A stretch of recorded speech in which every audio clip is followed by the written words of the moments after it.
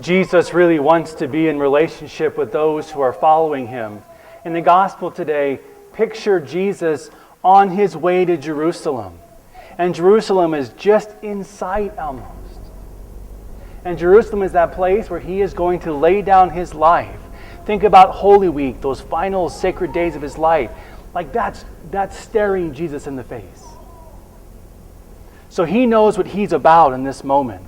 It's getting pretty serious for him. And there's all these people following Jesus. They've seen his miracles, they've heard his teaching, and as he has Jerusalem in his sight right there, he stops and he turns to all of those people, and then he says what we heard today. If anyone comes to me without hating his father and mother, wife and children, brother and sister, even his own life, he can't be my disciple. What?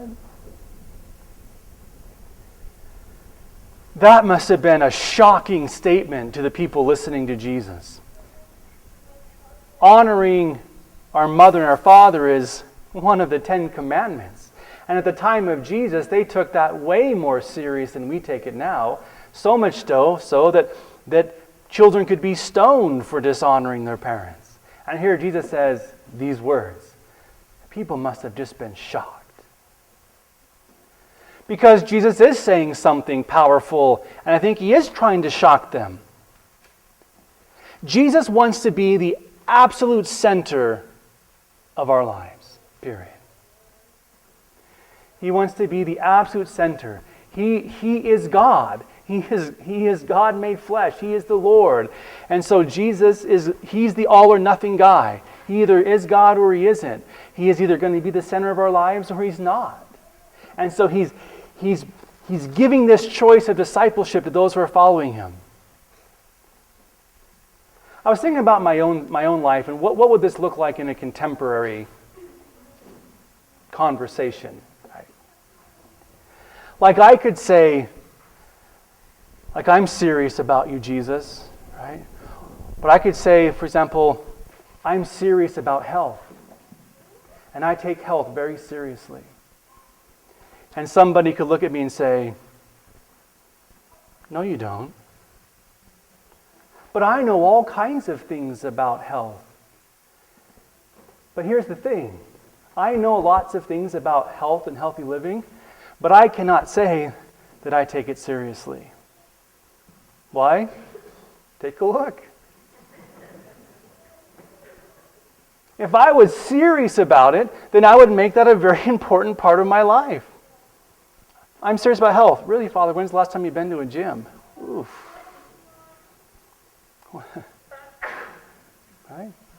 Open up the refrigerator. Take a look. I did buy organic blueberries the other day.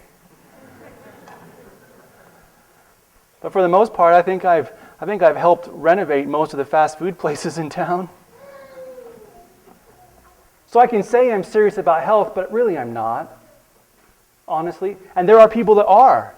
And it's obvious. You just look at their lives. It's shaped around that. And that's a good thing. I'm just using an example. All right? Just using an example.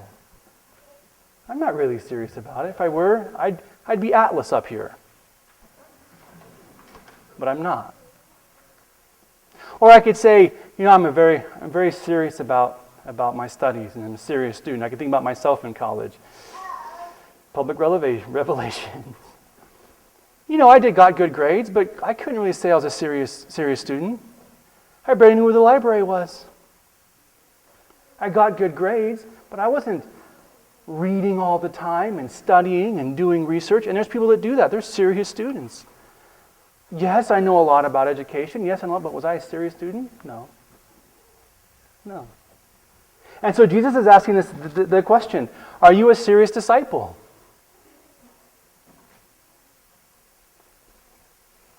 Are you a serious follower? And it's tempting to say, oh yeah, I'm serious about God. I'm serious about you, Jesus. Really?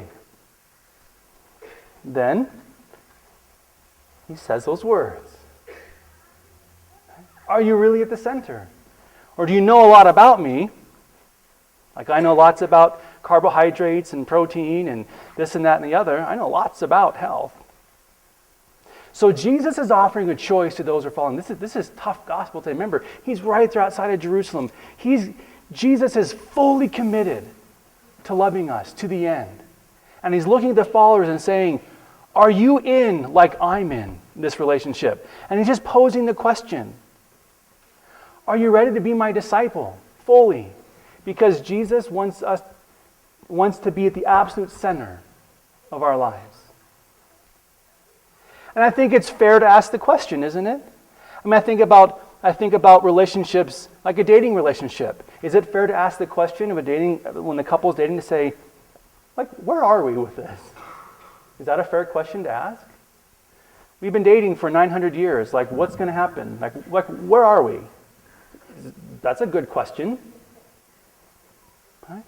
I mean, are we or aren't we? So can Jesus ask the question? You know, we've known each other a long, long time. Where are we? I mean, where are we really in this? Because Jesus has come as the bridegroom, seeking a bride. The scriptures paint him as the bridegroom. And Jesus is very deeply and madly in love with us. So much so, I mean, he is 100% in. And he's asking the question, are you 100% in? Are you in? And here's the thing. Jesus is going to have this challenge here. We're in the 14th chapter of Luke's Gospel. In chapter 15, just a few verses away, Jesus is going to show us in very tender words his love for us. Chapter 15 is the parable of the prodigal son. And the parable of the lost sheep and the lost coin. This is Jesus describing his love, the Father's love for us. That God always stands vigilant, waiting. God's the one who's doing the work. God's going to do the heavy lifting. He is in. God is committed. He is totally, totally in on this relationship. And he's just asking the question, are you? Are you in like I'm in? Because I'm in. I'm convinced. I'm yours. So where are you? Are you in? It's a good question to ask. It's a hard question to ask. I want to be in. And I want to be your disciple, Jesus. And I think he'll take that. But then he wants us to really place him at the center. Are you in? You got to wrestle with that. You want to take it serious? I hope so. I hope so. And I do too.